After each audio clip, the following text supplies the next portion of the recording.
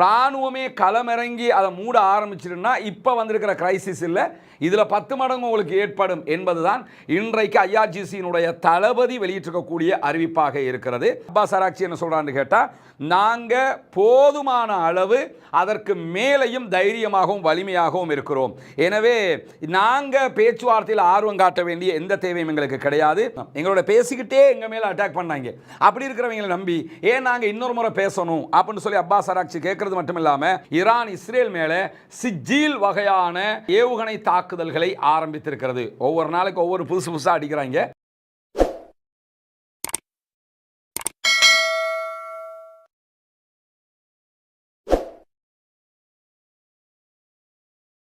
அன்பிற்கினிய சகோதர சகோதரிகளே, நம் அனைவர் மீதும் ஏக இறைவனுடைய அமைதியும் கருணையும் உண்டாகட்டுமாக என்கிற உயரிய பிரார்த்தனைகளோடு, பாலஸ்தீனம் மீதான 2 ஆண்டுகால யுத்தம் நடைபெற்றது. லட்சக்கணக்கான அப்பாவிகள் அங்கே கொல்லப்பட்டதற்கு பிறகு ஒரு யுத்த நிறுத்தம் ஏற்படுத்தப்பட்டு அதன் தொடர்ச்சியாக தற்போது ஈரான் மீதான தாக்குதல்களை இஸ்ரேலிய அமெரிக்க ஆக்கிரமிப்பு இராணுவம் ஆரம்பித்து 16வது நாட்களை நாம் தாண்டி கொண்டிருக்கக்கூடிய சூழலில் 2 தரப்பும் உச்சகட்ட தாக்குதல்களை நடத்தி வருகிறார்கள்.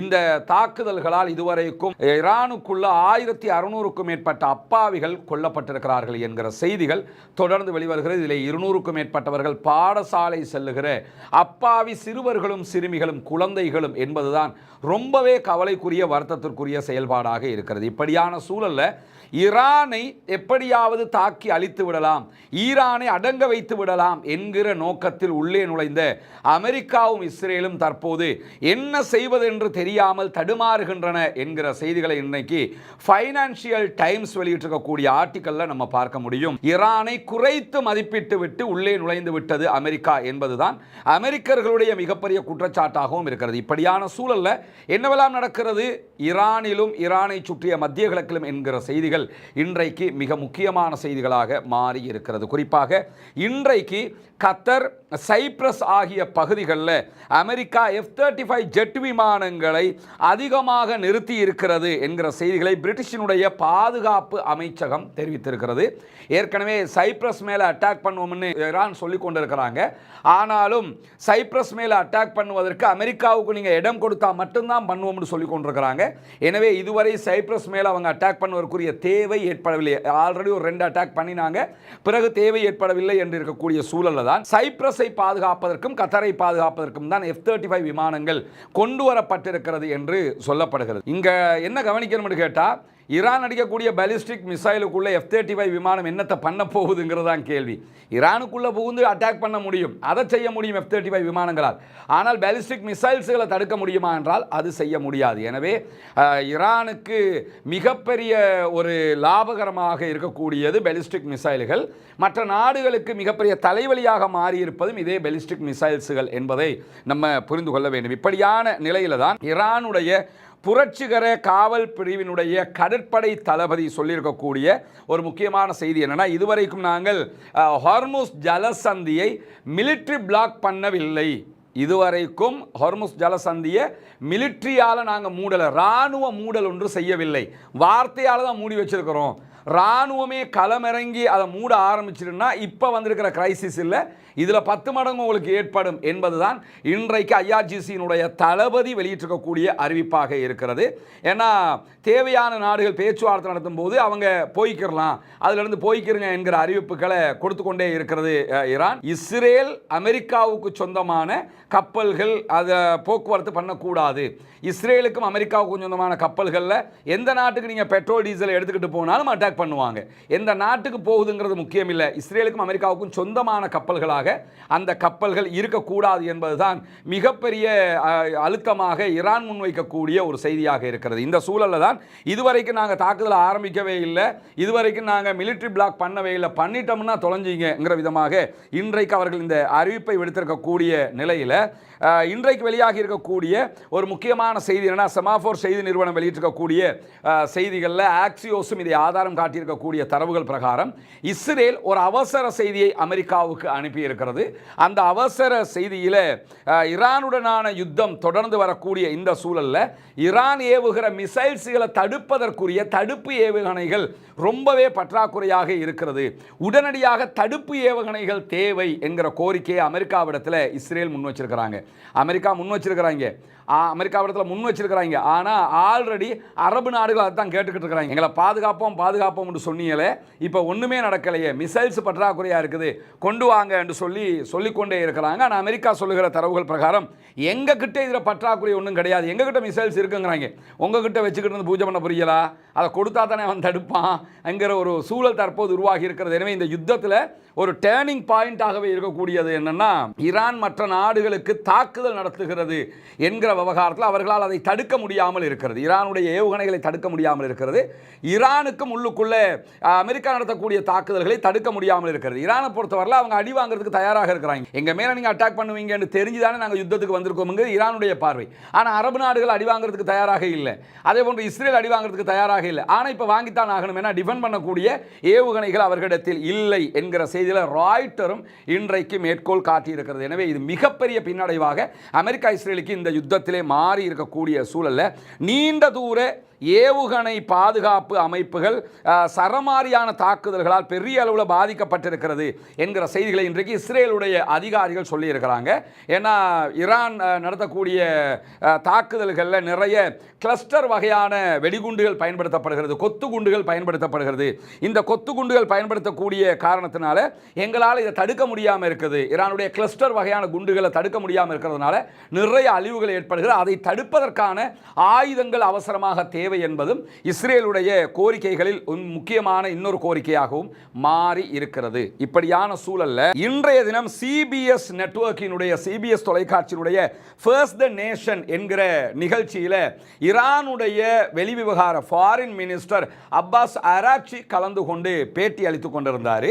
அந்த பேட்டியில் அவர் சொன்ன பல செய்திகள் இன்றைக்கு அமெரிக்கா மட்டுமில்லை, அமெரிக்காவை நம்பியிருந்த நாடுகளுடைய வயிற்றில் புளிய கரைச்சிருக்குங்கிறதுல எந்த மாற்று கருத்தும் கிடையாது. அவர் என்ன சொல்றாருன்னு கேட்டால், அமெரிக்காவோட பேச்சுவார்த்தையில் ஈரானுக்கு எந்த ஆர்வமும் கிடையாது. அமெரிக்காவுக்கு ஈரானோட ஆர்வம் இருக்குது.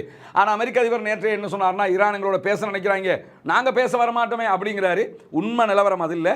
ஈரான் பேச்சுவார்த்தைக்கு தயார் இல்லை என்று பல தடவைகள் சொல்லிவிட்டது. ஈரானிடத்தில் பேச்சுவார்த்தைக்கு அவர்கள் கெஞ்சிக்கொண்டே இருக்கிறார்கள். அதுதான் இங்கே இருக்கக்கூடிய முக்கியமான விவகாரம். இன்னைக்கு இந்தியா தொடர்பாகவும் அப்பாஸ் அராக்சி ஈரானுடைய ஃபாரின் மினிஸ்டர் இதே மாதிரி ஒரு செய்தியை சொல்லியிருக்கிறாரு.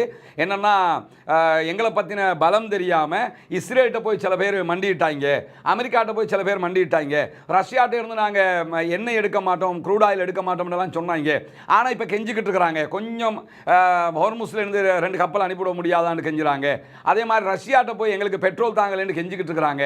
இப்படி நீங்கள் அமெரிக்காவை நம்பி இன்றைக்கு கெஞ்சுவதை விட அன்றைக்கே நட்பை பாராட்டி இருக்கலாம் என்று மிக தெளிவாக இன்றைக்கு அந்த பேட்டியில் கூட அப்பாஸ் அராக்சி சொல்லக்கூடிய காட்சிகளை நம்ம பார்க்க முடியும். அந்த அடிப்படையில் அப்பாஸ் அராக்சி என்ன சொல்றான்னு கேட்டால், நாங்கள் போதுமான அளவு அதற்கு மேலையும் தைரியமாகவும் வலிமையாகவும் இருக்கிறோம். எனவே நாங்கள் பேச்சுவார்த்தையில் ஆர்வம் காட்ட வேண்டிய எந்த தேவையும் எங்களுக்கு கிடையாது. எங்களுடைய மக்களை மட்டுமே நாங்கள் பாதுகாக்க வேண்டிய இடத்துல இருக்கிறோம். அதனால் நாங்கள் சமாதானத்துக்கோ பேச்சுவார்த்தைக்கோ தயார் இல்லை. எல்லாத்தையும் தாண்டி அமெரிக்கர்களுடன் பேசுவதற்கு எந்த ஒரு காரணமும் எங்களுக்கு இல்லை. எங்களுக்கு என்ன தேவை இருக்கு அமெரிக்காவோட பேசுறதுக்கு? நீ எங்கள் மேலே அட்டாக் பண்ணுறா, அவங்களுக்கு பதிலடி கொடுத்துக்கிட்டு இருக்கிறோம். அமெரிக்காவோட பேசுறதுக்கோ யுத்தத்தை நடத்துறதுக்கோ அரபு நாடுகளுக்கு காரணம் இருக்குது, எங்களுக்கு எந்த காரணமும் கிடையாது அப்படின்னு சொல்லக்கூடியவர். அவர்களை எங்களை தாக்க முடிவு செய்கிற நேரத்திலேயே நாங்கள் அவங்களோட பேச்சுவார்த்தை நடத்திக்கிட்டு இருந்தோம். எங்களோட பேசிக்கிட்டே எங்கள் மேலே அட்டாக் பண்ணாங்க. அப்படி இருக்கிறவங்களை நம்பி ஏன் நாங்கள் இன்னொரு முறை பேசணும் அப்படின்னு சொல்லி அப்பாஸ் அராக்சி கேட்கறது மட்டும் இல்லாமல், நாங்கள் யுத்தத்தை நிறுத்துவதற்கு தயார் இல்லை. ஹொர்முஸ் ஜலசந்தியை பொறுத்தவரையில் எண்ணெய் டேங்கர்கள் அந்த இடத்தை கடந்து போகணும்னா எங்களோட பேச விரும்புகிற நாடுகளோடு நாங்கள் பேசி நாங்கள் விரும்பினா அவங்கள போங்க அப்படின்னு சொல்லி அனுப்பிவிடுவோமே தவிர, நினைச்ச மாதிரி யாராவது போக வந்தீங்கன்னா தொலைச்சு விடுவோம் பார்த்துக்கிறேங்க.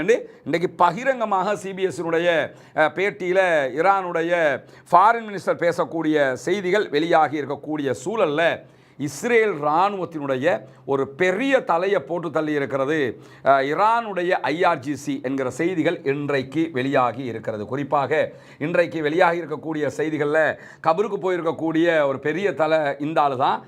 இவனை கொன்று விட்டதாக ஐஆர்ஜிசி அறிவித்த அடுத்த கணம் இஸ்ரேலும் ஆமாம் எங்கால் கபருக்குள்ளே போயிட்டாப்ல என்று சொல்லி அறிவிச்சிருக்கிறாங்க. இஸ்ரேலிய இராணுவத்தினுடைய மிக முக்கியமான தலைகள், வடக்கு இஸ்ரேலினுடைய ரெஜிமெண்ட்டுக்கே பொறுப்பான ஒருவனாக இவன் தான் செயல்பட்டு செயல்பட்டு வந்தான். ஓரி கோல்டின் என்கிற ஒரு மேஜர் ஜெனரல். இந்த மேஜர் ஜெனரல் தான் ஈரானுடைய பாலிஸ்டிக் மிசைல் தாக்குதலில் கொல்லப்பட்டிருக்கிறான் என்கிற செய்திகள் வெளியாகி இருக்குது. அடுத்ததாக இன்னைக்கு நம்ம கூட ஒரு வீடியோ வெளியிட்டு இருந்தோம். இந்த இஸ்ரேலிய பிரதமர் பெஞ்சமின் நெத்தன்யாஹு செத்துட்டாரா இல்லையான்னு சொல்லி அது விரிவாகவே சொல்லியிருக்கோம். நம்ம வீடியோவில் தெளிவாக சொன்னோம். அவர் செத்துட்டாருங்கிறதுக்கு எந்த ஆதாரமும் கிடையாது. வந்த செய்திகளை உங்களுக்கு நாங்கள் கன்வே பண்ணியிருக்கிறோம். ஏன்னா நிறைய பேர் செத்துட்டாருன்னு பல நிலையில் தான் வந்த எல்லா செய்திகளுடைய நிஜமான ஒரு தொகுப்பு உங்களுக்கு மத்தியில் வச்சிருந்தோம். சற்று நேரத்துக்கு முன்பதாக ஒரு வீடியோ வெளியாக இருக்குது. நம்முடைய டெலிகிராம் மற்றும் வாட்ஸ்அப் சேனலை நம்ம அதை போட்டிருக்கிறோம். அந்த வீடியோவில் பெஞ்சமின் நெத்தன்யாஹு தெளிவாக போய் ஒரு காஃபி ஷாப்பில் காஃபி வாங்கி குடிக்கிறாரு. எங்கள் கையில் 5 விரல் தான் இருக்குது, பார்த்துக்க 6 விரலாம் கிடையாதுன்னு சொல்லி காட்டுகிற அந்த காட்சிகள்லாம் வெளியாக இருக்குது. இது ஏஐ எல்லாம் கிடையாது. திருப்பி இதையும் ஏஐன்னு சொல்ல ஆரம்பிச்சிருக்கிறாங்க. அது ஏஐயா இல்லையாங்கிறத அந்த டிஜிட்டல் ஃபாரன்சிக் தான் எதையுமே முடிவெடுக்க முடியும். ஆனால் இன்னைக்கு இஸ்ரேல் ஃபோர்ஸஸ் இந்த வீடியோவை வெளியிட்டிருக்கிறாங்க என்பதை மேலதிக தகவலாக புரிந்து கொள்கிறார். அதே நேரத்தில் ஓரி கோல்டின் என்கிற மேஜர் ஜெனரல் ஏவுகணை தாக்குதலில் கொல்லப்பட்டிருக்கிறான். இந்த யுத்தத்தில் 16 நாள் யுத்தத்தில் கொல்லப்பட்ட மிகப்பெரிய தளபதிகளில் ஒருவனாக இவன் தான் இருக்கிறான். இன்றைக்கு இவனுடைய மரணத்தை மிக உயர்ந்த ஒரு உயிரிழப்பு என்று சொல்லி இஸ்ரேலிய ஆக்கிரமிப்பு இராணுவம் அறிவித்திருக்கிறது. ஹிஸ்புல்லாவுக்கு எதிராக லெபனானில் நடத்தப்பட்ட பல தாக்குதல்களில் இவன் தான் பங்கெடுத்தான் என்பதுதான் இங்கே முக்கியமான விவகாரம். எனவே ஒரு முக்கியமான தலையை போட்டு தள்ளிட்டாங்கிறது நீங்கள் புரிஞ்சுக்கிறீங்க. அதை தாண்டி இஸ்ரேலுடைய எரிசக்தி அமைச்சர் இன்றைக்கு விடுத்திருக்கக்கூடிய அறிவிப்பில் லெபனானோடு இருக்கக்கூடிய எரிவாயு ஒப்பந்தத்தை ரத்து செய்ய போகிறோம் என்று மிரட்டி இருக்கிறார். ஏன்னா ஹிஸ்புல்லாக்கள் அடிச்சுக்கிட்டே இருக்கிறாங்க. ஹிஸ்புல்லாவை எதிர்கொள்ள முடியலை. ஹிஸ்புல்லாக்கள் ஆயுதத்தை கீழே போட வேண்டும், இல்லைன்னா தொலைச்சு விடுவோம் பார்த்துக்கன்னு அமெரிக்க அதிபர் சொல்லி பார்த்தார். ஒன்றும் நடக்கலை. ஹிஸ்புல்லா பயந்து போய் இருக்கிறான்னு எல்லாம் நினச்சிக்கிட்டு இருந்தாங்க.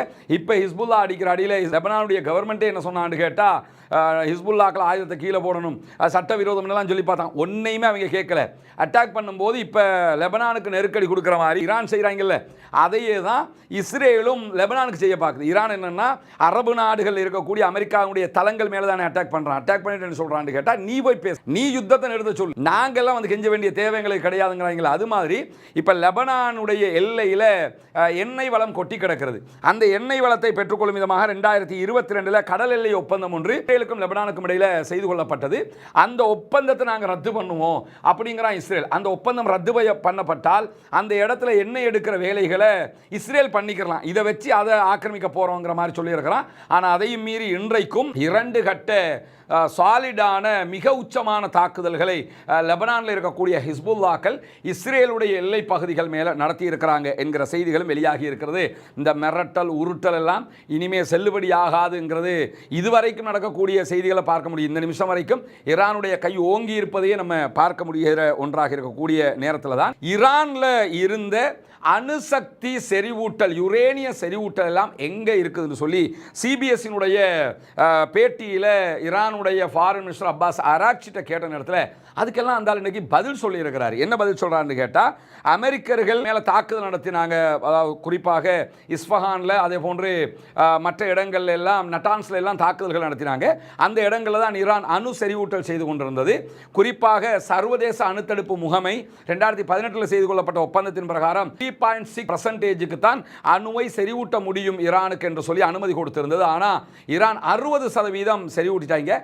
அடுத்து ஒரு சில வாரங்களுக்குள்ளாக அவங்களுக்கு தேவைன்னா அவங்க அணு ஆயுதத்தையே தயாரிச்சிருவாங்க என்கிற நிலையில தான் அதன் மீது தாக்குதல்கள் நடத்தப்பட்ட நிலையில் இப்போ அந்த செறிவூட்டப்பட்ட யுரேனியத்தை எங்க வச்சிருக்கிறீங்க என்று சொல்லி மீடியாவில் கேட்கறான். ரகசியமாக கேட்டாலே சொல்ல மாட்டாங்க. அவங்க எங்க வச்சிருக்காங்கன்னு அமெரிக்காவும் இஸ்ரேலும் தேடிக்கிட்டு இருக்கிறான்னு தெரியும். அப்ப ரகசியமாக கேட்டாலே சொல்ல மாட்டான்.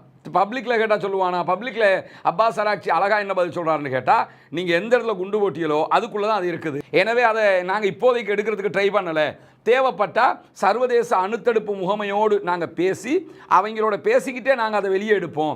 60% யுரேனியம் செறிவூட்டப்பட்ட யுரேனியம் நீங்கள் குண்டு போட்ட இடத்துல தான் இருக்குங்கிறாங்க. அந்த இடத்துல தான் இருக்குதுன்னா இந்த டெல்டா படை, அந்த மண்ணு படை, இந்த படை, எந்த படையும் உள்ளே இறக்கி எடுக்க முடியாது. ஏன்னா ஆல்ரெடி குண்டு போடப்பட்டிருக்க அந்த இடத்துல அதை துப்புரவு பண்ணி முடிக்கிறதுக்கே மாசக்கணக்கு பிடிக்கும். அப்படி பண்ணி தான் அதை வெளியே எடுக்கணும். ஆனால் இது ஒரு ஹிக்மத்தான வார்த்தையை பயன்படுத்தி அப்பாஸ் அராக்சி சொல்லுகிறார். அதாவது திசை திருப்புகிற விரும்புகிறார் என்பது மட்டும் தெளிவாக தெரியுது. அந்த இடத்துல இருக்குமாக இருந்தால் இது ஆரம்பத்திலே சொல்லியிருப்பாங்க, அதை எங்கேயோ வச்சிருக்கிறாங்க, ஆனால் அந்த இடம் என்று சொல்லி திசை திருப்புறாங்க. எனவே அந்த இடத்துல போட்டால் குண்டு திருப்பி போட்டாலும் போடுவாங்க, அதில் எந்த பாதிப்பும் கிடையாது. வேறு எங்கோ அது சேமித்து வைக்கப்பட்டிருக்கிறது என்கிறது மட்டும்தான் இப்போதைக்கு நம்ம புரிந்து கொள்ள முடியுமாக இருக்கிறது. எனவே ஈரானில் தடுத்து வைக்கப்பட்டிருக்கக்கூடிய அமெரிக்கர்களுக்கு என்ன பண்ண போறீங்க? ஈரானில் அமெரிக்காக்காரங்க கொஞ்சம் பேரை பிடிச்சி வச்சிருக்கிறாங்க, ராணுவத்தையும் அரெஸ்ட் பண்ணி வச்சிருக்கிறோம்னு அவருடைய உச்ச பாதுகாப்பு கவுன்சிலுடைய தலைவர் அலி லாரிஜானியும் சொல்லியிருக்கிறாரு. அவங்களுக்கு நீங்க என்ன பண்ண போறீங்கன்னு கேட்கும்போது, ஈரானும் இஸ்ரேலும் அமெரிக்காவும் ஈரானில் இருக்கக்கூடிய சிறைச்சாலைகளை தாக்கலன்னா அவங்க சிறைக்குள்ள இருப்பாங்க, தாக்கிட்டாங்கன்னா செத்து போயிடுவாங்க அப்படிங்கிறாரு. அதாவது என்னன்னா, எங்க ஜெயில்களுக்கு நீங்க அட்டாக் பண்ணி குற்றவாளிகளை வெளியெடுத்து விடணும், நாட்டை கொலைப்படணும்னு நினைச்சீங்கன்னு சொன்னா நீங்க அதை தாராளமா பண்ணலாம். பண்ணினா அதுக்குள்ள உங்க ஆக்கள் இருக்கிறாங்க, அவங்களும் சேர்ந்து செத்து போயிடுவாங்க, அதையும் கவனத்தில் கொள்ளுங்க. இல்லை அவங்க உசுரோடு இருக்கணும்னு நினச்சிங்கன்னா அந்த ஜெயில்களுக்கு அட்டாக் பண்ணுறதை நீங்கள் நிறுத்திக்கிறேன்னு அப்படின்னு சொல்லி எல்லாமே இப்படி சுற்றி லாக் பண்ணால் என்ன பண்ணுவாங்க? அந்த மாதிரியான ஒரு செய்தியை இன்றைக்கு அப்பாஸ் அராக்சி சொல்லியிருக்காரு. பப்ளிக்கில் இருந்தால் அமெரிக்காவில் டிவிகளுக்கே பேட்டி கொடுத்து கொண்டு இருக்கிறாரு. ஒரு பெரிய தைரியம் தான். ஒரு யுத்தம் நடக்கும்போது இவங்களெல்லாம் எங்கே கொல்ல கிடைக்காதான்னு தேடுவாங்க, அந்த மாதிரி பேட்டி கொடுக்குறாங்க. ஒரு வீடியோ கூட தற்போது நீங்கள் பரவலாக பார்த்துருக்கலாம். அஃபீஷியலாக ஈரான் வெளியிட்டிருக்கக்கூடிய வீடியோ, ஈரானுடைய உயர்நீதிமன்ற நீதியரசர் அந்த பேரணியில், குதுஸ்டே பேரணியில் பேட்டி கொடுத்துக்கிட்டு இருக்கும்போது தான் குண்டு வெடிக்குது. அந்த அளவுக்கு தூசுக்கும் கணக்கெடுக்கல, அவரை பாட்டுக்கு அவர் பேட்டி கொடுத்துக்கிட்டு இருக்கிறாரு. அப்போ அந்த அளவுக்கு தான் அந்த மக்களுடைய தைரியமும் வீரமும் இருக்கிறது என்பதை நம்ம புரிந்து கொள்ளுகிற அதே நேரத்தில் இஸ்ரேல் முழுவதும் ஈரான் பல இடங்களில் ஏவுகணை தாக்குதல்களை மிக கடுமையாக நடத்தி கொண்டிருக்கிறது. கடுமையான தாக்குதல்கள் நடத்தப்பட்ட நாட்களில் இதுவும் ஒரு முக்கியமான நாள் என்று சொல்லி இன்றைக்கு செய்தி வெளியாகி இருக்கிறது. குறிப்பாக ஈரானுடைய ஏவுகணை தாக்குதல்களில் ஒரு அடுத்த அலை தாக்குதல் டெல் அவீவுடைய நகரம் உட்பட பல இடங்களில் நடத்தப்பட்டிருக்கிறது. ஈரானுடைய ஏவுகணை திறன்களை அழிச்சிட்டோம், 80% காலி பண்ணிட்டோம் என்றெல்லாம் அமெரிக்கா சொல்லிக் கொண்டிருக்கும் போதுதான் இந்த தாக்குதல்களை ஈரான் நடத்தி கொண்டே இருக்கிறது. எனவே ஈரானுடைய தாக்குதல்களில் புதிய வகையான ஏவுகணைகள் எல்லாம் பயன்படுத்தப்படுகிறது. இதுவெல்லாம் ஈரானுடைய பலம் அப்படியே இருக்கிறது என்பதைத்தான் காட்டுகிறது என்று சொல்லி இஸ்ரேலுக்குள்ளே இருந்து ஹரேட்ஸுக்கு செய்தி வெளியிடக்கூடிய பத்திரிகையாளர் சொல்லுகிற காட்சிகளை நம்ம பார்க்க முடியும். ஈரான்ட்ட பல வகையான ஏவுகணைகள் புதிதாக இருக்கிறது. சில ஏவுகணைகள் கொத்துகுண்டு ஏவுகணைகளாக இருக்கிறது. அதில் இந்த வகை தான் கொத்துகுண்டு, இந்த வகை தான் கொத்துகுண்டு இல்லைன்றெல்லாம் பிரிக்க முடியாமல் இருக்குது. அவங்க கிளஸ்டர் வகையான கொத்துகுண்டு வகையான குண்டுகளை போடுறாங்க. அது கிட்டத்தட்ட 10 கிலோமீட்டர் வரைக்கும், சிலது 8 கிலோமீட்டர் வரைக்கும் சுற்றளவை தாக்குது. ஒரே நேரத்தில் 8 கிலோமீட்டர், அதாவது ஒரு குண்டுல 24 ஏவுகணைகள் இருக்கும். ஒரு ஏவுகணையில 24 ஏவுகணைகள். இந்த ஒவ்வொரு ஏவுகணையிலும் 24ல ஒவ்வொன்றிலையுமே 80 ஏவுகணைகள் இருக்கும். கொத்துகுண்டுகளாக தாக்குதல் நடத்துகிறது. இது சில நேரங்களில் 8 கிலோமீட்டர் சரௌண்டிங் அடிக்கக்கூடியதும் இருக்குது. 8 கிலோமீட்டர்னா 80ல 24 அப்படின்னு சொல்லி பார்த்தீங்கன்னா கிட்டத்தட்ட 1600 1700 2000 அளவுக்கு உண்டான குண்டுகள் ஒரே நேரத்தில் போடுவாங்க.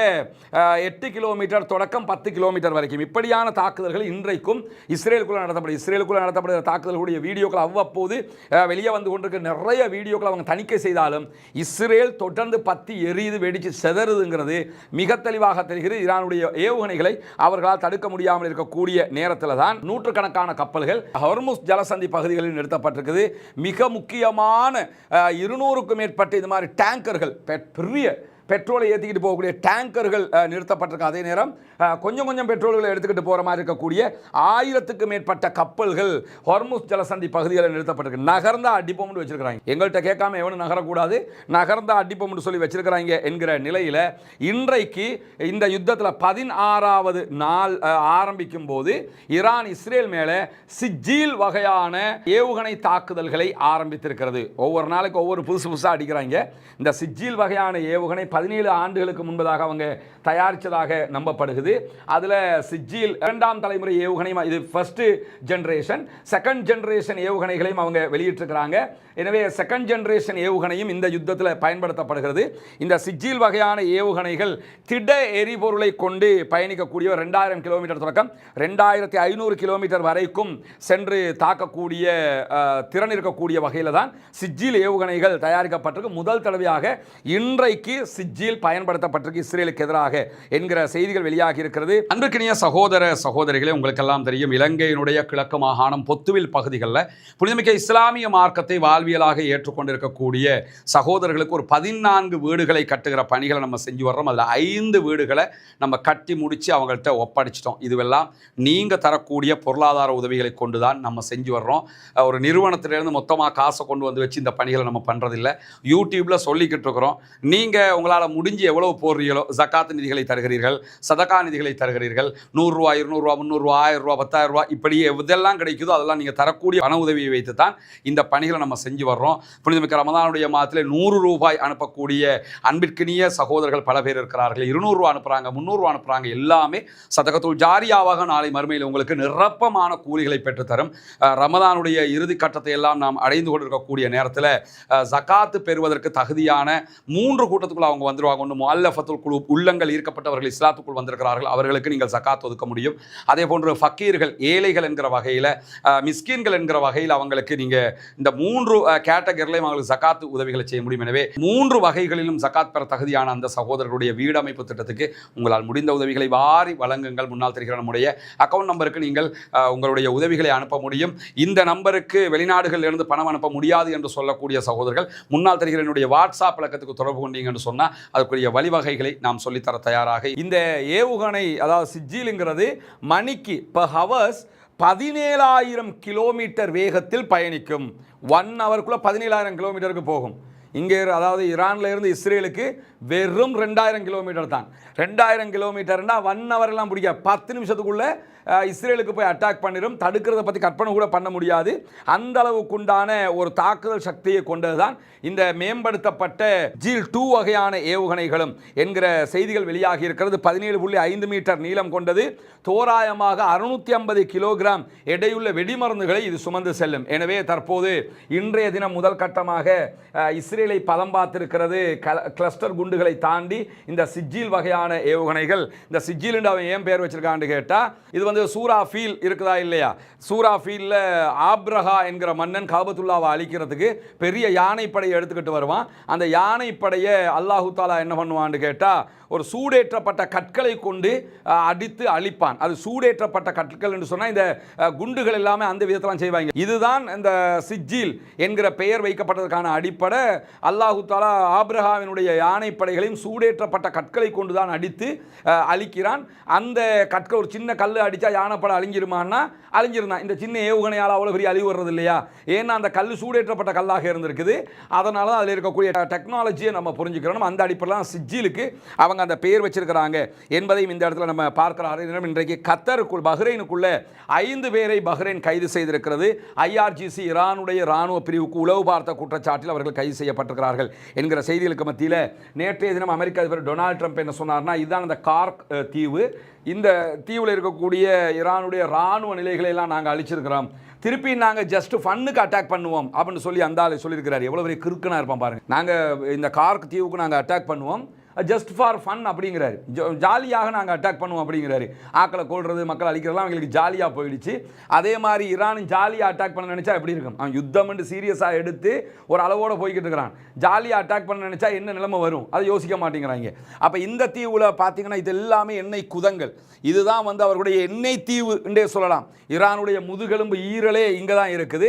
இந்த இடத்துக்கு நாங்கள் அட்டாக் பண்ணினோம் என்று அவங்க சொல்லியிருந்தாலும், தற்போது வெளிவந்திருக்கக்கூடிய தகவல் பிரகாரம் ஈரானுடைய இந்த கார்க் தீவுகளில் இருக்கக்கூடிய பகுதிகளில் இருந்து ஒரு எண்ணெய் டேங்கர் கப்பல் எண்ணெய் ஏற்றுகிற காட்சிகள் சேட்டலைட் மூலமாக அடையாளம் காணப்பட்டிருக்கிறது என்று அல் ஜசீரா சொல்லுகிறது. அதை தாண்டி கப்பல் கண்காணிப்பு தளமாக இருக்கக்கூடிய டேங்கர் ட்ராக்கர்ஸ் வெளியிட்டிருக்கக்கூடிய அறிவிப்பில் 7 டேங்கர்கள் அந்த பகுதிகளில் நங்கூரமிடப்பட்டிருக்குது என்று சொல்லியும், செயற்கைக்கோள் படங்கள் பிரகாரம் 5 டேங்கர்கள் ஏற்கனவே எரிபொருளை ஏற்றி இருக்கிறாங்க. 2 டேங்கர்கள் ஏற்றுவதற்கு காத்து கொண்டிருக்கின்றன என்கிற மொத்தத்தில் ஒரு 10-15 பெரிய எண்ணெய் டேங்கர்கள் இந்த பகுதிகளில் பெட்ரோல் ஏற்றிக்கிட்டு இருக்கிறாங்க. அந்த எண்ணெய் டேங்கர்கள் எல்லாமே சீனாவுக்கு அல்லது ரஷ்யாவுக்கு அனுப்பப்படுகிற எண்ணெய் டேங்கர்கள். எனவே அவங்களுடைய கார்க் தீவு வந்து இயங்கிக் கொண்டுதான் இருக்கிறது என்கிற செய்திகளும் இன்றைக்கு வெளியாகி இருக்கக்கூடிய சூழலில், இறுதியாக இன்றைக்கு அலி லாரிஜான் ஈரானுடைய உயர் பாதுகாப்பு சபையினுடைய தலைவர் வெளியிட்டிருக்கக்கூடிய அறிவிப்பில் என்ன சொல்றாருன்னு கேட்டால், 9/11 மாதிரி ஒரு தாக்குதலை அமெரிக்காவுக்குள்ளே உண்டாக்கி அந்த தாக்குதல் தாக்குதலுக்கு ஈரான் தான் காரணம் என்று எங்களை குறை சொல்லி அமெரிக்க மக்களை கொள்றதுக்கு அமெரிக்க அரசாங்கம் இந்த யுத்தத்தை திசை திருப்புறதுக்கு ட்ரை பண்ணுறாங்க. ஏன்னா அமெரிக்காவுக்குள்ள பெரிய எதிர்ப்பு கிளம்பிருச்சு, இந்த யுத்தத்தை நிறுத்துங்கடான்ற அளவுக்கு ஆகிட்டாங்க. அப்போ ஆப்கானிஸ்தானை அழிக்கிறதுக்கு 9/11 அட்டாக்கை காரணம் காட்டி தான் ஆப்கானில் இருக்கக்கூடிய ஒசாமா பின் லாடனை வந்து எங்களை அழிச்சான்னு சொல்லி அந்த யுத்தத்தை பண்ணாங்க. இந்த யுத்தத்துக்கு நியாயம் சொல்றதுக்காக இந்த 9/11 மாதிரி ஒரு அட்டாக்கை உண்டாக்குறதுக்கு எப்ஸ்டீனோட இணைந்து இந்த சின்ன பிள்ளைகள் எல்லாம் நாசமாக்கி கேவலப்பட்டு போன ஜென்மங்கள் உலக பணக்காரர்கள் இருக்கிறானுங்களா இல்லையா, இவங்க எல்லாரும் சேர்ந்து 9/11 மாதிரி ஒன்று திட்டமிடுறாங்க என்று சொல்லிட்டு அலிலா அலிஜானி என்ன சொல்றாங்கன்னா, அமெரிக்க மக்களோட எங்களுக்கு எந்த கோபமும் இல்லை, நாங்கள் அமெரிக்க மக்களையோ உலகத்தில் இருக்கக்கூடிய எந்த அப்பாவி மக்களையும் நாங்கள் தாக்கலை, எங்களுக்கும் இஸ்ரேலுக்கும் தான் பிரச்சனை, எங்களுக்கும் அமெரிக்காவுடைய அரசுக்கும் தான் பிரச்சனை, எங்களை அட்டாக் பண்ணுறதுனால நாங்கள் டிஃபெண்ட் பண்ணுறோம், உங்கள் நாட்டுக்குள்ளே இப்படி ஒரு அட்டாக் நடந்தால் புரிஞ்சுக்கிறீங்க, அதுக்கும் எங்களுக்கும் சம்பந்தம் கிடையாதுன்னு முன்கூட்டியே அவர் அறிவித்திருக்கிறார் என்கிற செய்திகளும் இன்றைக்கு வெளியாக இருக்கு. பொறுத்திருந்து பார்ப்போம் என்னவெல்லாம் நடக்கிறது என்பதை. அடுத்தடுத்த செய்திகளை உடனுக்குடன் உங்களுக்கு கொண்டு வந்து தருவதற்கு நாம் தயாராக இருக்கிறோம். தொடர்ந்து இணைந்திருங்கள் ரஸ்மின் மைஸ் டாக்ஸ் ஆகிய 2 சேனல்களோடும். ஆக்கிரமிப்பாளர்கள் ஓய வேண்டும், ஆக்கிரமிப்புகள் நிறுத்தப்பட வேண்டும், ஈரான் மீது நடத்தப்படுகிற ஆக்கிரமிப்பு தாக்குதல்கள் நிறுத்தப்பட்டு மத்திய கிழக்கு அமைதி பெற வேண்டும் என்று அல்லாஹ் ரமலானுடைய மாதத்திலே பிரார்த்தனை செய்யுங்கள் சகோதரர்களே. தொடர்ந்தும் ஜனநாயக ரீதியாக ஆக்கிரமிப்பாளர்களுக்கு எதிராக குரல் எழுப்புவோமாக. வாஹிர் தஅவானா அல்ஹம்துலில்லாஹி ரப்பில் ஆலமீன்.